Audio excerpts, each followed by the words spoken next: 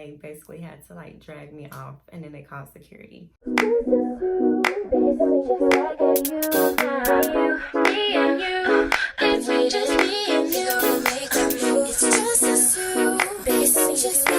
Hey y'all, what's up? Welcome back to another lit video. Thank you so much for tuning in. If you're new here, you're probably coming from one of my Atlanta vlogs, and if you don't know what I'm talking about, go through my story times and you'll see. Today I'm gonna spill the tea about how I almost went to jail. So to give you a little backstory, I'm gonna tell you about who I almost went to jail with. But before we get into the video, make sure you subscribe, comment how you would have handled these situations, and ring my bell so you're notified when I upload some more juicy tea, because y'all love the drama. This story is with an old partner in crime of mine who was a mutual friend that I met through Jimmy. And if you don't know who Jimmy is, you need to watch part 2 of my Atlanta story time. Anyways, we're gonna call her Ms.Chocolate. I only knew her for like a year and a half at the time of the incident of us almost going to jail.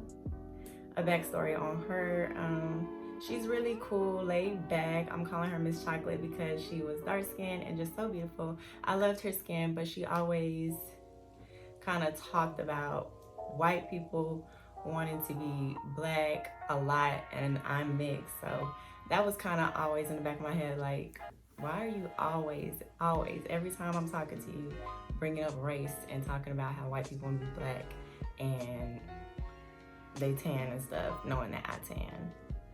And that's going to play a part a little bit at the end of the story, so make sure you watch all the way to the end so you can get into the tea in detail. So anyways, besides that, she dressed really cute. We like to go out to the clubs together. That was like my club lady at the time. We're no longer friends because of the incident that is in the title of this video. And I really liked hanging out with her. We became like sisters close. Like if you saw one, you saw the other, especially going out to the clubs. And there was this one club called The Nephews in Chattanooga, Tennessee. And if you know about The Nephews, you know what kind of party girls we were. They used to always give out like free liquor, and it was just a great time at that club. And didn't even have to be inside the club to have a good time. You could just be in the parking lot and just have your music playing, and everybody just brought bottles, and it was a vibe. Another reason why I liked hanging out with her was because growing up I had the same group of friends and we were all different, and I was like the ratchet one in the group, and I kind of dressed ratchet or more flashy, more flashier than the girls in the group. So to be around another girl like that, we were kind of just like twins, and we would just turn up when it was time to turn up. And we also just like chilled. I did her hair one time, and we used to go to like little festivals in a little park downtown, and we used to go out to eat and just talk. And she kind of was raised up just like me too, so we just clicked and was really cool.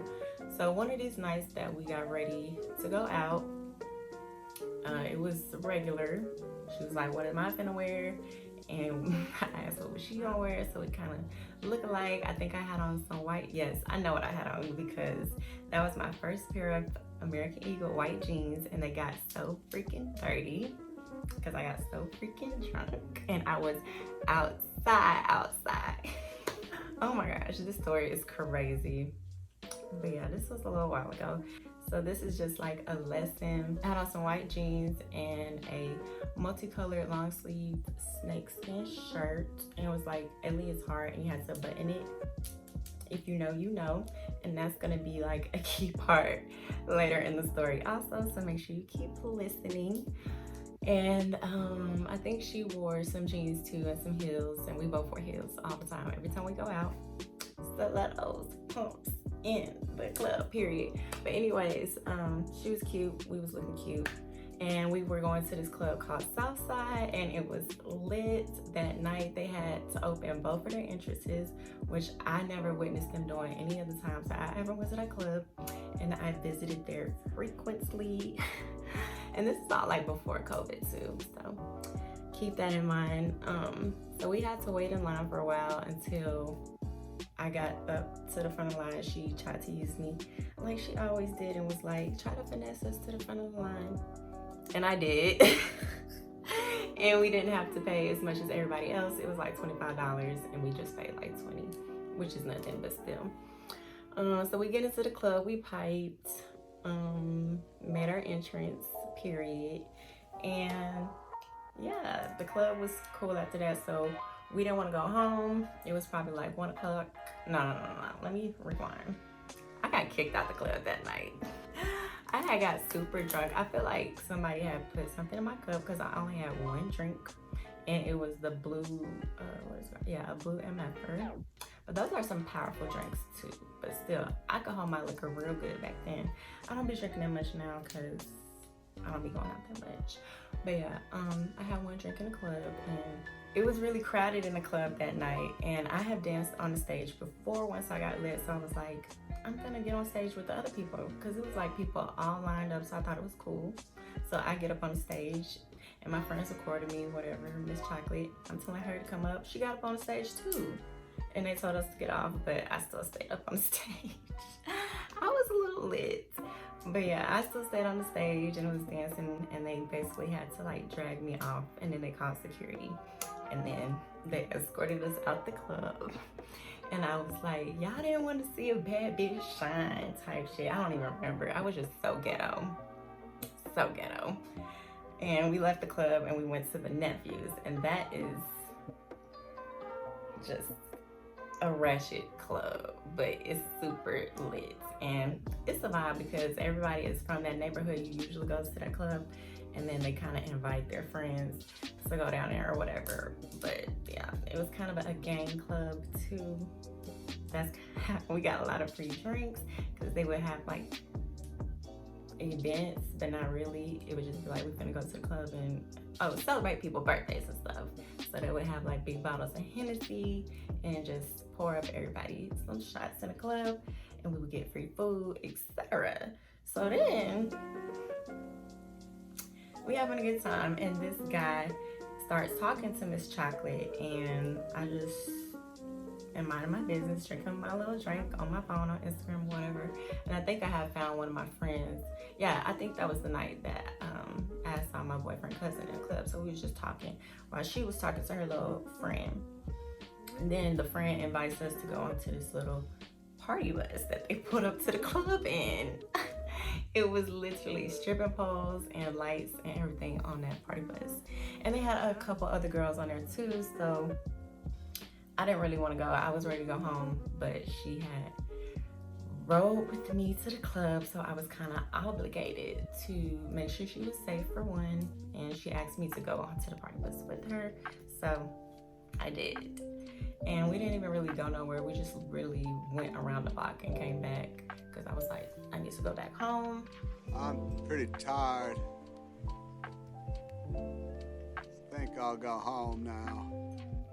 So once we got back to the club, she asked for my keys and I didn't think nothing of it because I was lit and I was just like, I don't know, I was trying to get lit to her because I was like, let's get one more shot before we go. And she's like, okay, let me get your keys real quick and I'll meet you in there.